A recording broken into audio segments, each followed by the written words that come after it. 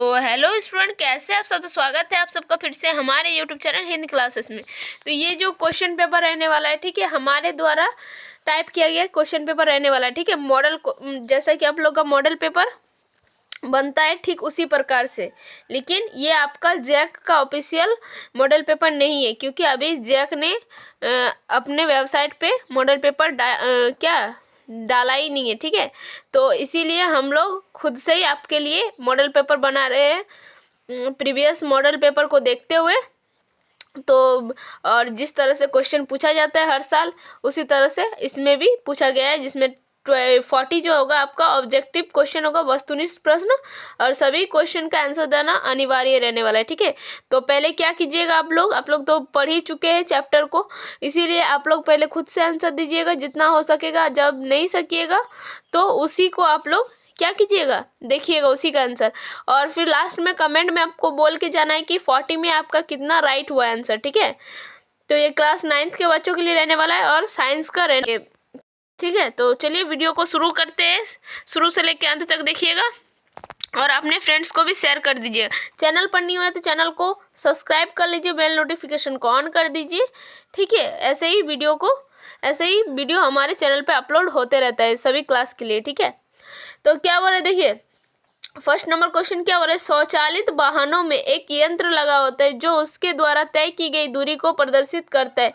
इस यंत्र को कहते हैं, क्या कहते हैं, क्या बोल रहे हैं, जो स्वचालित जो वाहन होता है, गाड़ी जो होता है, उसमें एक यंत्र लगा होता है, ठीक है, मशीन लगा होता है, जो क्या करता है, उसके द्वारा तय की गई दूरी को प्रदर्शित करता है, दिखाता है। उस यंत्र को हम लोग क्या कहते हैं, ऑडोमीटर कहते हैं, या स्पीडोमीटर कहते हैं, या थर्मामीटर कहते हैं, या इनमें से कोई नहीं। तो वो कौन सा, तो उसको क्या कहते हैं, ऑडोमीटर। ऑडोमीटर जो है वो क्या मापता है, दूरी मापता है, ठीक है, वाहन द्वारा तय की गई दूरी को मापता है।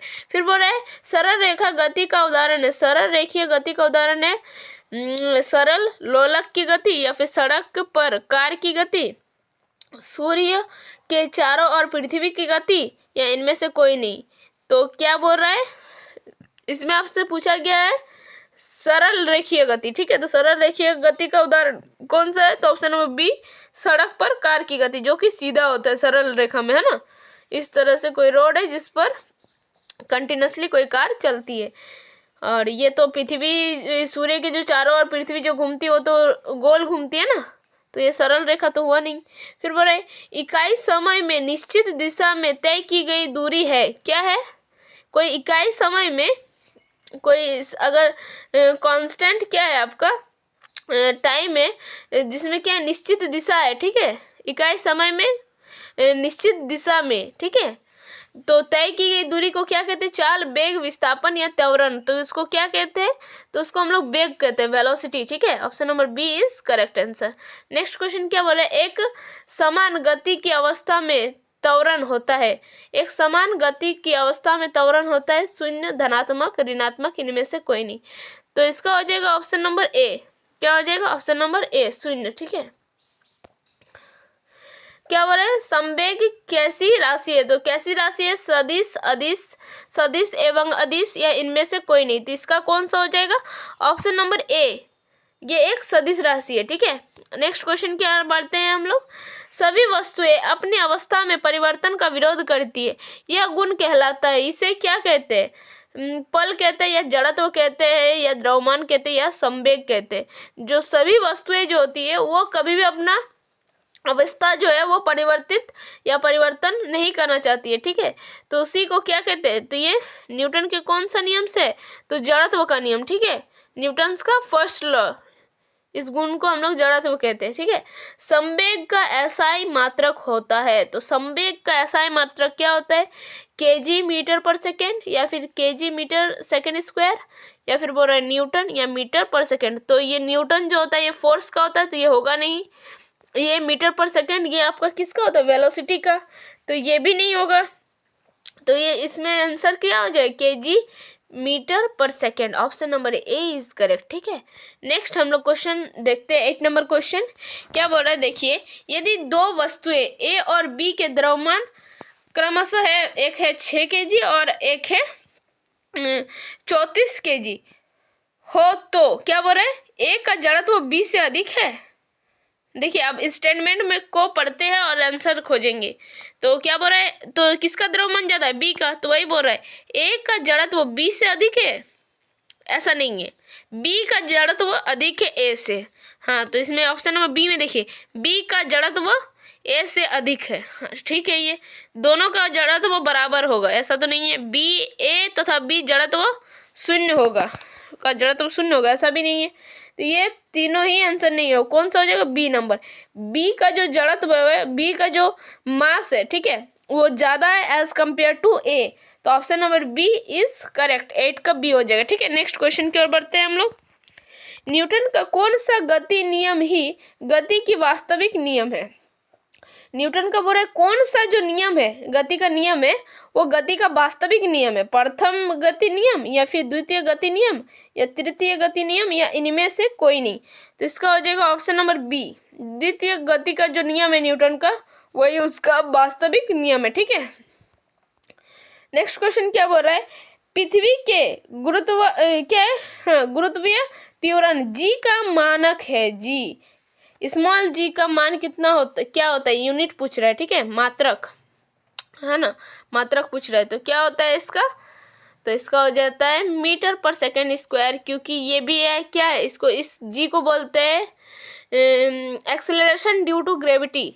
एक्सेलरेशन ड्यू टू ग्रेविटी, और एक्सेलरेशन का मतलब त्वरण ही इसको भी क्या कहते हैं, त्वरण। तो ये जो यूनिट होगा गुरुत्वीय त्वरण, इसका भी जो यूनिट होगा वो किसके बराबर हो जाएगा, एक्सेलरेशन के बराबर। एक्सेलरेशन का क्या होता है यूनिट, त्वरण का, मीटर पर सेकेंड स्क्वायर। तो ऑप्शन नंबर बी इसका भी हो जाएगा।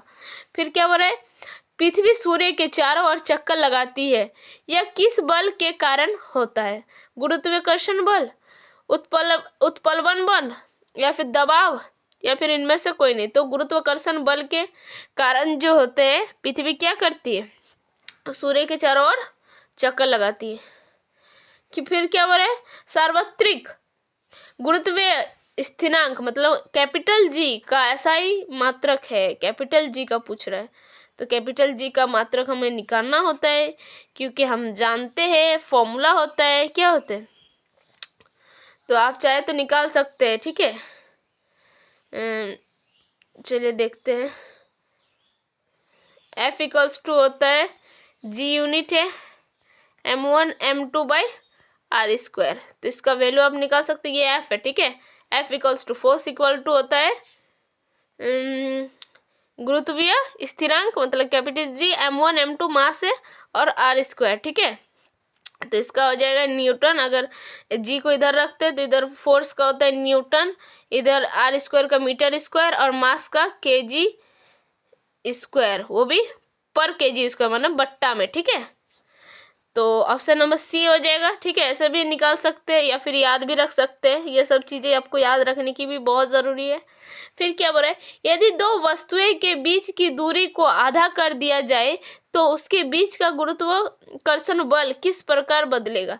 अगर बोल रहा है कोई दो वस्तु है, ठीक है, यहाँ पर कोई दो वस्तु है दो जगह पर, उनका दूरी बोल रहा है अगर आधा कर देंगे, ये मान लो x था। ठीक है, अब इसका दूरी को आधा करके x का हाफ कर दिया है। ठीक है, तो उसमें क्या बोल रहा है, उसके बीच का जो गुरुत्वाकर्षण बल है वो कैसा हो जाएगा। तो वो कैसा हो जाएगा बताइए, आप ही ऑप्शन को पढ़िए। 4 गुना बढ़ जाएगा, 2 गुना बढ़ जाएगा, या फिर 4 गुना, या फिर घट जाएगा, या फिर 4 गुना 2 गुना घट जाएगा, या 4 गुना घट जाएगा। तो 13 का क्या हो जाएगा, तो 13 का हो जाएगा आपका ए। ठीक है, जब आधा हो जाता है दूरी तो ये 4 गुना उसका बीच का जो ये है बढ़ जाएगा। ठीक है, गुरुत्वाकर्षण बल ऑप्शन नंबर ए, जहाँ तक मुझे लगता है ये सही होगा। आप अपना आंसर जरूर बताइएगा। ठीक है, देन आपका क्या बोला, देखिए द्रव्यमान, हाँ, द्रव्यमान का मान सभी जगह होता है। क्या होता है, द्रव्यमान का जो मान होता है सभी जगह होता है समान, असमान, परिवर्तनशील, या इनमें से कोई नहीं। तो क्या होता है, वो सब जगह समान होता है द्रव्यमान का मान। ठीक है, नेक्स्ट क्वेश्चन को देखते हैं। दिए गए चित्र में पदार्थों की किस अवस्था के कण को दिखाया गया है। तो ये कैसा स्टेट में है, ठोस में, ठोस में बहुत ज़्यादा करीब करीब होता है, देन उसके बाद द्रव में थोड़ा दूर दूर होता है, और गैस में बहुत ज़्यादा वो स्पेस रहता है बीच में बहुत ज़्यादा, वो उसमें जो ये जो होते हैं अणु जो होते हैं, मॉलिक्यूल्स जो होते हैं, वो बहुत ज़्यादा फ्रीली मूवेबल होता है गैसेस में, ठीक है। और इसमें ठोस में, सॉलिड में क्या होते हैं, वो पैक्ड रहते हैं, ठीक है, हाईली पैक्ड। तो इसका कौन सा हो जाएगा, तो ये आपका सॉलिड है, इसीलिए ये सामने सामने है, ठीक है, बहुत ज़्यादा सामने सामने, इसमें गैप बहुत कम है, ठीक है। नेक्स्ट क्वेश्चन देखते हैं।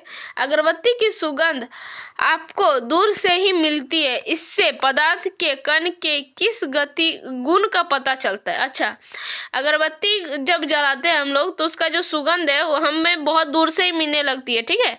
तो वही बोल रहा है पदार्थ के कण का ये कौन सा गुण का पता चल रहा है, ठीक है, कि पदार्थ क्या करते हैं, पदार्थ के कण बहुत छोटे होते हैं, ये पता चल रहा है। नहीं, पदार्थ के कणों के बीच रिक्त स्थान होता है, इसमें इसका कोई हमको नहीं लगता है ये है, ठीक है। देन आपका क्या बोल रहा है, ऑप्शन नंबर सी बोल रहा है पदार्थ के कण एक दूसरे को आकर्षित करते हैं, ऐसा भी नहीं है।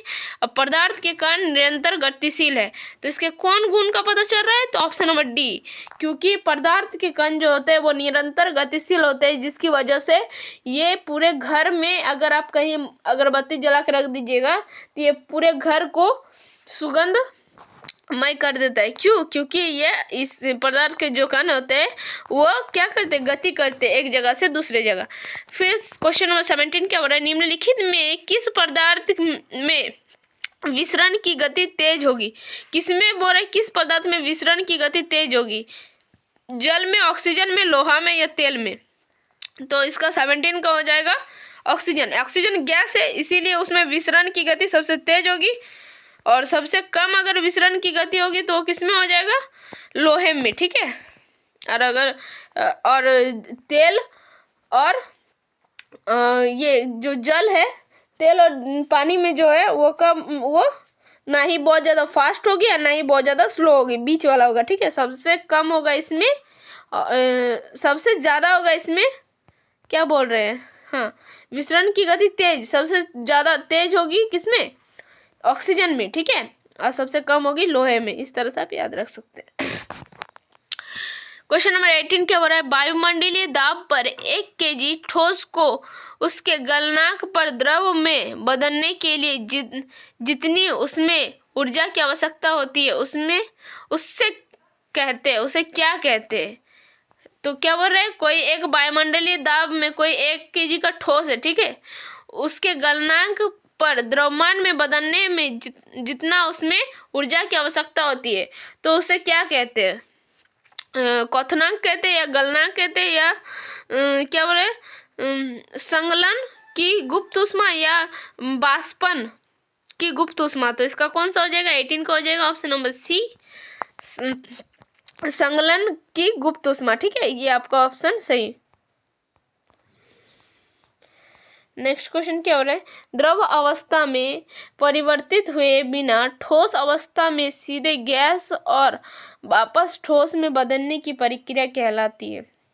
क्या बोल रहे हैं, द्रव अवस्था में कोई अगर ऐसा है कि पहले क्या होता है, वो कोई सॉलिड में रहता है, तो वो फिर होता है कन्वर्ट होता है लिक्विड में, देन उसके बाद गैस में होता है। तो वही बोल रहा है, अगर कोई ऐसा पदार्थ जो द्रव अवस्था में परिवर्तित हुए बिना, ठीक है, डायरेक्टली वो गैस में, सीधे गैस या फिर वापस ठोस में बदलने की वो जो प्रक्रिया है, वो उसे क्या कहते हैं, ऊर्ध्वपातन कहते हैं या बाष्पीकरण कहते हैं या संगलन कहते हैं या फिर विसरण कहते हैं। तो इसको क्या कहते हैं, इसको कहते हैं आपका ऊर्ध्वपातन, ठीक है, बिना द्रव में बदले डायरेक्टली सीधे गैस या फिर वापस उसी ठोस में परिवर्तित हो जाता है।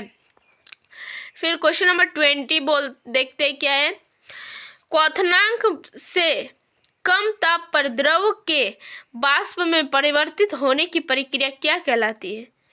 क्वथनांक से कम ताप पर, ठीक है, द्रव के वाष्प में परिवर्तित होने की प्रक्रिया क्या कहलाती है, ऊर्ध्वपातन, बाष्पीकरण, संगलन या फिर गलन। तो इसको क्या कहते हैं, तो ऑप्शन नंबर बी, बाष्पीकरण, ठीक है।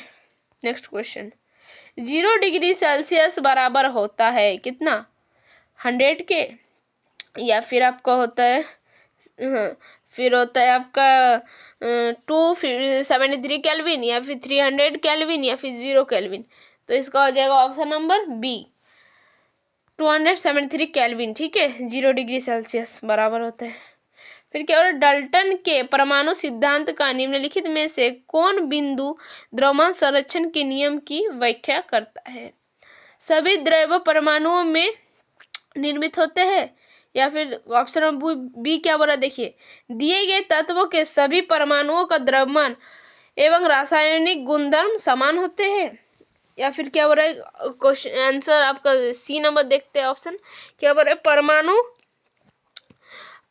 क्या है, अविभाज्य सूक्ष्मतम होते हैं। परमाणु अविभाज्य मतलब वो टूटते नहीं है, सूक्ष्मतम मन एकदम छोटे छोटे होते हैं, जो रासायनिक अभिक्रिया में ना तो निर्मित होते हैं और ना ही उसका विनाश होता है, ठीक है।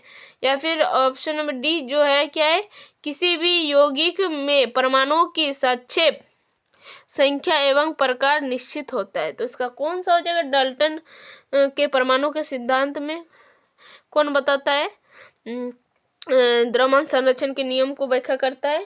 तो इसका हो जाएगा ऑप्शन नंबर आपका सी, परमाणु अविभाजित सूक्ष्म कण होते हैं, जो क्या कहते हैं, ना ही रासायनिक अभिक्रिया के दौरान ना ही इसका निर्माण होता है और ना ही इसका विनाश होता है। ये किसमें हम पढ़ते हैं, द्रव्यमान संरक्षण के नियम में पढ़ते हैं।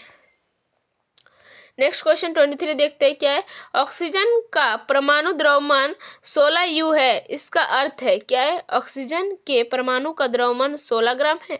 या फिर क्या बोला, ऑक्सीजन का एक परमाणु कार्बन 12 परमाणुओं के द्रव्यमान के 1/12वें भाग से 16 गुना भारी है। या फिर ऑप्शन नंबर सी बोल रहा है, ऑक्सीजन के परमाणु का द्रव्यमान कार्बन के परमाणु के द्रव्यमान से 16 अधिक है। या फिर बोल रहा है, ऑक्सीजन का परमाणु द्रव्यमान कार्बन के परमाणु से 16 गुना कम है। तो इसका कौन सा ऑप्शन जो हो जाएगा, सही हो जाएगा ऑप्शन नंबर बी, जो ऑक्सीजन का जो एक परमाणु है वो कार्बन 12 जो होते हैं उसके परमाणु का 1/12वें भाग का 16 गुना भारी होता है। 16 गुना 1/12वें भाग से 16 गुना भारी होता है, ठीक है, एक ऑक्सीजन का परमाणु। नेक्स्ट क्वेश्चन क्या देखते हैं, किसी भी यौगिकों का सूक्ष्मतम कण जो स्वतंत्र रूप में रह सकता है तथा उस यौगिक में सभी गुण को प्रदर्शित करता है कहलाता है, क्या कहलाता है? तो ऑप्शन देखते हैं, परमाणु, अणु, आयन या संयोगता। तो क्या हो जाएगा, 24 का हो जाएगा ऑप्शन नंबर बी, अणु, ठीक है।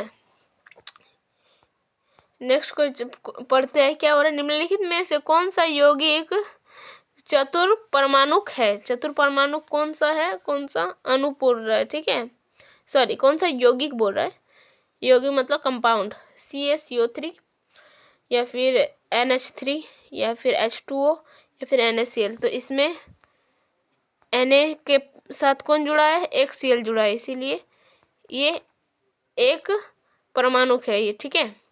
तो चतुर मतलब 4 परमाणु। तो देखिए Ca के साथ कौन कौन जुड़ा है, एक कार्बन जुड़ा है और 3 ऑक्सीजन। तो ये है आपका चतुर परमाणु, ठीक है। ऑप्शन नंबर ए देख के लग रहा है, 1 सेकंड, ठीक है, option number A is correct. 16 ग्राम जल को मोल में बदले, 16 ग्राम जल को मोल में बदलना है। तो चलिए देखते हैं, सॉरी 16 ग्राम कहाँ है, 36 ग्राम जल को मोल में बदले। तो देख सकते हैं इसका आंसर आप लोग बना लीजिएगा, ठीक है। ये मोल में बदलने का डायरेक्ट फॉर्मूला होता है, नंबर ऑफ मोल्स बराबर होता है given mass by molar mass. तो देख लीजिएगा इस तरह से क्या होता है, देख लीजिए, नंबर ऑफ मोल्स बराबर होता है आपका गिवन मास, जो मास दिया है मतलब 36 ग्राम, बाय मोलर मास। तो जल का मोलर मास कितना होता है, H2O का मोलर मास होता है आपका 2, हाइड्रोजन का 1 होता है परमाणु संख्या, तो 1 गुना 2 माने 2 प्लस, और इसका होता है आपका कितना 8, इसका परमाणु संख्या इसका सॉरी हाँ एटॉमिक नंबर इसका 8 होता है, तो मतलब इसका 16। तो कितना हो गया, 16 2 18, तो 18 दूनी 36, तो 2 मोल। नंबर ऑफ मोल्स कितना निकल गया, 2 mole. Option number A is correct, निकाल सकते हैं ऐसे, ठीक है। नेक्स्ट क्वेश्चन क्या हो रहा है, 5 मोल नाइट्रोजन गैस का द्रव्यमान क्या है? तो 5 मोल नाइट्रोजन गैस का द्रव्यमान पूछ रहा है, तो इसको भी आप लोग निकाल सकते हैं। ठीक है, तो इसका हो जाएगा, मैं आंसर बता दे रहे क्योंकि वीडियो बहुत ज़्यादा लॉन्ग होते जा रहा है, तो 140 यू हो जाएगा। ठीक है, कोशिका का बिजली घर क्या है? तो इसको देखिए, क्या अंतर्द्रव्य जालिका या फिर गल्जी उपकरण या फिर लाइसोसोम या माइटोकॉन्ड्रिया। तो बिजली घर बोल रहा है, तो कोशिका का बिजली घर किसको कहते हैं? माइटोकॉन्ड्रिया को कहा जाता है। ठीक है, power house of the cell भी इसी को कहते हैं। नेक्स्ट क्वेश्चन, हाँ, निम्नलिखित में से कौन कोशिकांग का अपना डीएनए और राइबोसोम होता है? अंतर्द्रव्य जालिका या फिर गल्जी उपकरण या फिर लाइसोसोम या माइटोकॉन्ड्रिया। तो माइटोकॉन्ड्रिया जो होते हैं उसका अपना क्या होता है? डीएनए होता है और राइबोसोम होता है। तो इसका हो जाएगा ऑप्शन नंबर डी, दोनों का ही डी हो जाएगा। ठीक है, नेक्स्ट देखते हैं, किस कोशिका अंग को आत्महत्या की थैली कहते हैं? तो लाइसोसोम को जो है उसको आत्महत्या की थैली कहते हैं। Option number C is correct. बहुत आसान क्वेश्चन है। प्रोकैरियोटिक कोशिका का उदाहरण है कौन है? अमीबा, बैक्टीरिया, कवक या मनुष्य। एक होता है प्रोकैरियोट, एक होता है यूकैरियोट। तो ये प्रोकैरियोट जो होता है वो यूनिसेलुलर होता है, जबकि यूकैरियोट जो होते हैं वो मल्टी सेलुलर होते हैं। ठीक है, तो इसमें कौन कौन आ जाएंगे? बैक्टीरिया जो होते हैं वो क्या होते हैं? प्रोकैरियोट होते हैं। ठीक है, option number A is correct, sorry B. Next question क्या है? झिल्ली जीवात जनन की प्रक्रिया कहाँ होती है? झिल्ली जीवात जनन की प्रक्रिया होती है अंतर्द्रव्य जालिका में, गल्जी उपकरण, लाइसोसोम या माइटोकॉन्ड्रिया। तो इसका हो जाएगा ऑप्शन नंबर ए, अंतर्द्रव्य जालिका। फिर क्या हो रहा है? अर्धसूत्री विभाजन में संतति कोशिका की संख्या क्या होती है? अर्धसूत्री विभाजन के दौरान जो फाइनली जो आपके कोशिकाज बनते हैं वो क्या बनते हैं? तो कितना होते हैं उसकी संख्या? तो 4 होती है। ठीक है, इसमें नंबर ऑफ जो ये होता है वो हाफ हो जाता है। ठीक है, अर्धसूत्री विभाजन में एक जीव में गुणसूत्र की संख्या 18 है, उस जीव के अंडों में गुणसूत्र की संख्या कितनी होगी? कोई एक जीव है जिसकी बोल रही है, ठीक है, उसका जो गुणसूत्र है उसकी संख्या 18 है। ठीक है, तो वही बोल रहा है उस जीव के अंड में गुणसूत्रों की संख्या कितना होगा? तो गुणसूत्र जो होता है वो 50% मदर से मिलता है और 50% फादर से मिलता है। तो इसका 18 जो है गुणसूत्र है, मतलब 18 9 उसका मम्मी से मिला है, 9 उसका पापा से मिला है इस जीव को। ठीक है, तब जाके ये 18 बन रहा है। तो बोल रहा है उसका अंड में मतलब उसका फीमेल जो होगा उसमें कितना गुणसूत्र पाया जाएगा वो पूछ रहे हैं। तो कितना होगा? 9। ठीक है, तो इसका हो जाएगा ऑप्शन नंबर बी 9। पौधे में जल एवं खनिज लवण का संवहन कौन करता है? जाइलम, फ्लोएम, पैरेन्काइमा या स्क्लेरेन्काइमा। तो जो फ्लोएम होता है वो क्या करता है? भोजन का परिवहन, और जो जाइलम होता है वो जल तथा खनिज लवण का परिवहन करता है। तो इसका हो जाएगा ऑप्शन नंबर ए। ठीक है, ए इज करेक्ट। और फ्लोएम क्या करते हैं? भोजन का परिवहन। रक्त एक उत्तक है, क्या है? पेशीय, तंत्रिका, संयोजी या मांसपेशी। तो रक्त जो होती है वो एक संयोजी उत्तक होती है। Option number C is correct. अस्थि एवं मांसपेशी को जोड़ने वाली रचना क्या है? ठीक है, तो उस रचना को क्या कहते हैं? लिगामेंट, टेंडन, तंत्रिका या मांसपेशी। तो इसका हो जाएगा 37 का हो जाएगा बी, टेंडन। टेंडन जो होता है वो अस्थि को किससे जोड़ता है? मांसपेशी से जोड़ता है। ठीक है, और लिगामेंट जो है बोन को बोन से, मतलब हड्डी को हड्डी से जोड़ने का काम करता है। फिर क्या हो रहा है? पैरेन्काइमा जिसमें क्लोरोफिल हो कहलाती है, क्या कहलाएगी? एरेन्काइमा या कोलेरेन्काइमा या फिर कालेन्काइमा या फिर कोलोरेन्काइमा या फिर स्क्लेरेन्काइमा। जिसमें क्लोरोफिल होता है तो उसको क्या कहते हैं हम लोग? ऑप्शन नंबर सी, क्लोरेन्काइमा कहते हैं। किस उत्तक के विभाजन से पौधे की लंबाई वृद्धि होती है? पौधे की लंबाई बढ़ती है। तो कौन सा विभाजन से पौधे की लंबाई बढ़ती है? पैरेन्काइमा, स्क्लेरेन्काइमा, स्थायी या फिर विभाज्योतक? विभाज्योतक। तो कौन सा उत्तक हो जाएगा? ऑप्शन नंबर ए, विभाज्योतक के कारण पौधे की वृद्धि होती है, लंबाई बढ़ती है। ठीक है, मुख गुहा के आंतरिक सतह किस ऊतक से बनी होती है? इसका जो आंतरिक सतह है मुख गुहा का, वो कौन सा ऊतक का बना होता है? एपिडर्मल या फिर तंत्रिका या संयोजी या पेशीय? तो एपिडर्मल टिश्यूज का बना होता है मुंह के, जो मुख गुहा है उसका आंतरिक सतह। ठीक है, तो बस आज के लिए इतना ही, फिर मिलते हैं नेक्स्ट वीडियो में। तब तक के लिए बाय बाय, टेक केयर, जय हिंद, वंदे मातरम, और स्वस्थ रहिए, मस्त रहिए, पढ़ते रहिए। ठीक है, फिर मिलते हैं एक नए वीडियो के साथ, तब तक के लिए बाय बाय, टेक केयर।